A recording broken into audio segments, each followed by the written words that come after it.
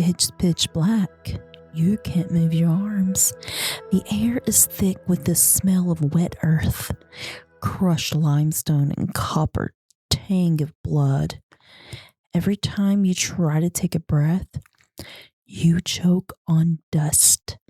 Somewhere in the dark, right next to you, your best friend is crying, but you can't reach out to hold their hand.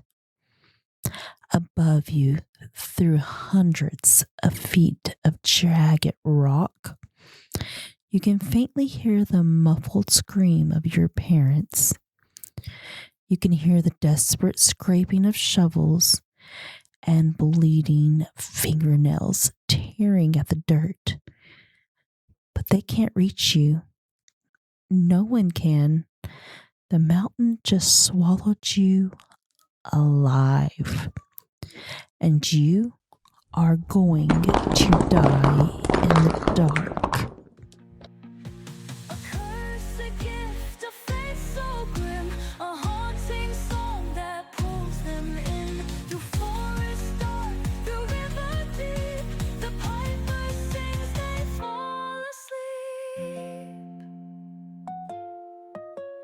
Play, piper, play, don't let them stay. The lost don't dream, they slip away.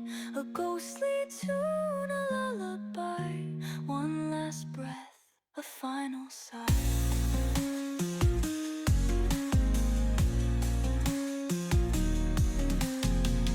Hush, hush, don't make a sound. The piper's song is coming. Hey, it's Midnight Megan.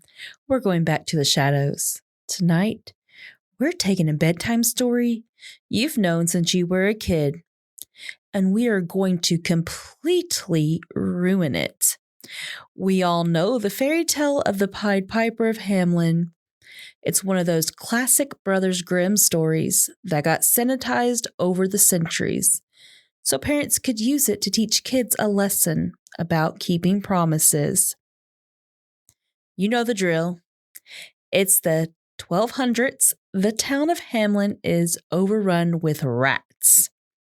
A mysterious guy in a patchwork coat shows up, plays a magic flute, and drowns the rats in the river. The greedy mayor refuses to pay him his gold, so the piper comes back, plays a different tune, and leads 130 children into a magic door in the side of a mountain. It's cute. It's a little creepy. It's harmless.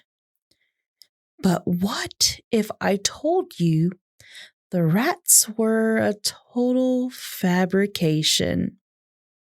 A convenient fairy tale cover-up added hundreds of years later to hide the truth so horrifying, so deeply blasphemous that the town of Hamelin is still legally enforcing rules about it over 700 years later. On June 26, 1284, 130 young people walked out of the gates of Hamelin, Germany, and they vanished off the face of the earth.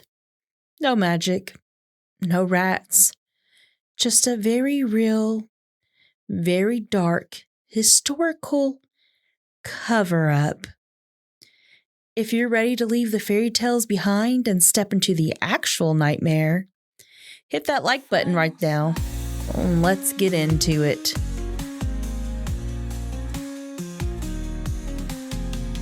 Hush, hush, don't make a sound. The piper's song is coming round. To understand the cover-up, we have to look at the lie. Historians have scoured the original town records from Hamelin. We're talking about the town chronicles from the 1300s, the Lunenburg manuscript from 1440. Do you know what none of those original historical documents mention? Rats. There were no rats. The rats didn't even show up in the lore until the late 1500s. They were bolted onto the legend centuries later to make it a neat little morality tale about greed and disease. So, if there were no rats and no broken contract with a magical rat catcher, why did 130 kids leave? And where did they go? To figure that out, you have to put yourself in the shoes of a teenager living in the 13th century of Germany. Life in 1284 was an absolute meat grinder. It was brutal, it was short, and it was entirely controlled by two things: the weather and the Catholic Church. You worked in the mud from the second the sun came up until it went down. If there was a drought, you starved. If you stepped out of line, questioned authority, or acted out, you weren't just punished, you were excommunicated. And in the medieval mind, excommunication meant your soul was literally going to burn in hell for eternity. Now, when the historical records say 130 children vanished, we need to translate that. In medieval terms, children of the town didn't mean a parade of 5-year-olds holding hands. It meant the youth, the teenagers, the young unmarried adults, the next generation of laborers. And this generation was suffocating. Look at the exact date this happened, June 26th. Officially on the strict Christian calendar, June 26th is the feast of Saints John and Paul. It meant sitting in a cold stone church, listening to sermons about sin and damnation. But unofficially, in the blood and bones of local people, late June is Midsummer. It's the summer solstice Litha. Before the church took over Europe and paved over all the old traditions, Midsummer was a massive wild pagan festival. It was a night of massive bonfires to celebrate, the longest day of the year. It was about drinking, dancing, and rituals to ward off evil spirits. The church hated it. They banned the bonfires. They banned the wild dancing. They outlawed the old ways. But you just can't erase human nature, especially not from teenagers who just want to escape the crushing, miserable reality of medieval life for one single night. So an underground movement formed, a secret party. Enter our Piper. He wasn't a demon. He wasn't a wizard. He was a charismatic local, or maybe a traveling musician who still held on to the old pagan ways. The records say he wore pied clothing. Back then, multicolored clothing wasn't just a fashion statement. It was a rebellion. It was the clothing of a gesture, a performer, or someone deliberately stepping outside the rigid, drab social order dictated by the priest. He was the guy organizing the secret midsummer gathering. The plan was incredibly risky, but simple. Wait until the town elders and the strict parents are distracted or asleep. Sneak out the eastern gate, follow the musician.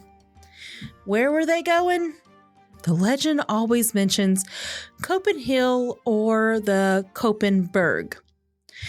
If you look at the topography and the geology around Hamelin today, the hills surrounding the town are part of a massive ancient limestone system. And if you know anything about geology, you know what limestone does. Over thousands of years, water eats through it. It creates massive hidden cave systems, underground rivers, and incredibly deep, highly unstable sinkholes. Imagine the scene. It's the dead of night. 130 of Hamelin's youth are sneaking around through the dark woods. The air is warm and heavy. The piper is at front, playing a bone flute, keeping their spirits up, leading the way. They're carrying torches, they're passing skins of wine, they're laughing for the first time in their lives out from under the watchful eyes of the church. They feel completely, terrifyingly free. They reach a massive cavern entrance in the side of Koppenhill. It's the perfect spot for a midsummer bonfire. Hidden from the town, naturally insulated, and a massive enough to hold all of them. They go inside, they spark the fires, and the drums start.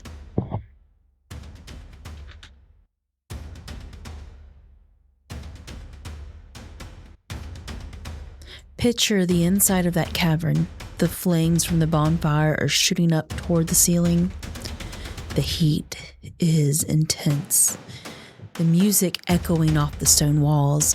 The bass of that hand drum is literally vibrating against the rock. The youth are dancing. Wild, frantic, desperate dancing. They are letting out years of repressed energy. The heat, the vibration, the noise, all of it is rising, hitting the damp, ancient limestone ceiling. Limestone that has been eroding from the inside out for millennia. Limestone that is already fractured and unstable. Somewhere deep in the rock above them, a massive fissure cracks.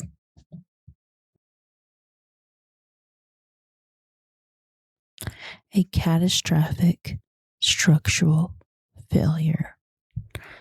Thousands of tons of rock and earth instantly give way.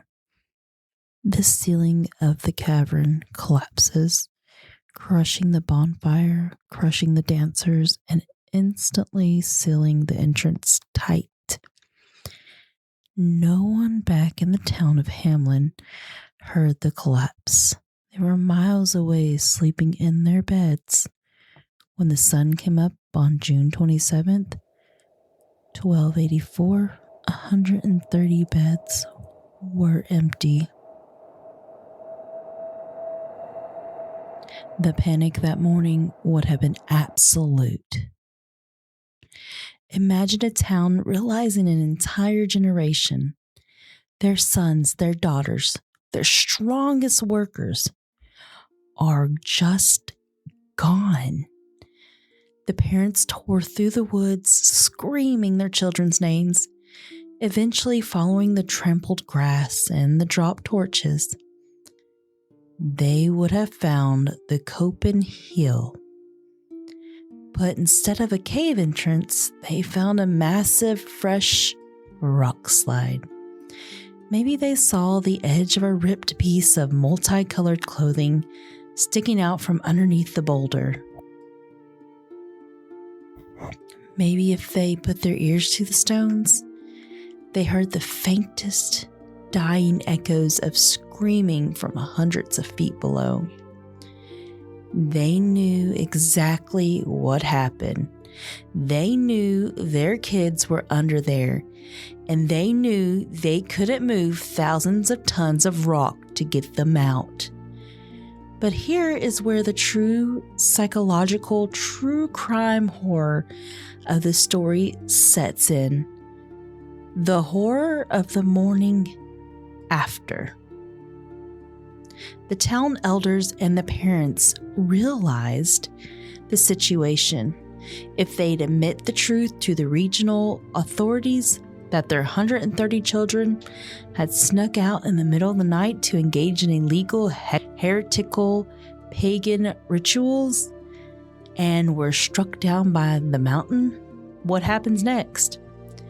The Catholic Church would have descended on Hamelin and destroyed them. The town would have been excommunicated, the parents would have been branded heretics, and possibly executed. And the worst part for a medieval parent? The church would declare that those 130 children were damned to hell, officially denying them any holy rites or prayers. They couldn't tell the truth. It was a matter of survival. they had to invent a lie. A lie that made the town of Hamelin innocent, victims of an unstoppable evil. They couldn't say, "Our kids defied God, threw a pagan party, and died in a cave-in." They had to say, "A monster came, the devil himself disguised as a piper. He bewitched our innocent children with dark magic. We couldn't stop it. We are the victims." They looked the local priest in the eye, choking on their own grief, and they lied. And the church accepted it. The legend was born out of sheer desperate self-preservation. But you can't just bury trauma like that. The guilt of knowing kids suffocated in the dark and you couldn't even mourn them honestly, that kind of grief stains the soil. It infects the town. You want proof that this wasn't just a fairy tale? You want proof that something devastating actually happened? To this day, right now, today, there is a street in Hamelin called Bungelosenstraße. It translates directly to the street without drums. It is the exact path the youth took out of the town that night. According to the city law, it is strictly legally forbidden to play music or dance on that street. If a wedding procession comes down that road, the band literally has to stop playing in dead silence until they cross the town line. You don't enforce a noise ordinance for 700 years over a magical guy who drowned some rats. You enforce it because you are still mourning a generation that the earth swallowed whole. You enforce it as a silent apology to the kids you had to pretend were stolen by a monster just to save your own skin. There are no bodies to dig up in Hamelin. The Koppenberg Hill is their tomb. And the piper wasn't a villain out of revenge. He was just a guy who played the music right before the lights went out forever. So the next time you hear a cute little bedtime story, remember to ask what they are trying to hide, because the truth is usually a lot darker and a lot more human than any monster they could invent.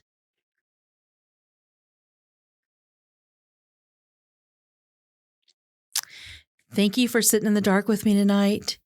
If this episode ruined your childhood just a little bit, make sure you're subscribed, hit the like button, and leave a comment down below. What beloved fairy tale should we rip apart and expose next? Keep the lights on tonight. I'm Midnite Megan. Sweet dreams.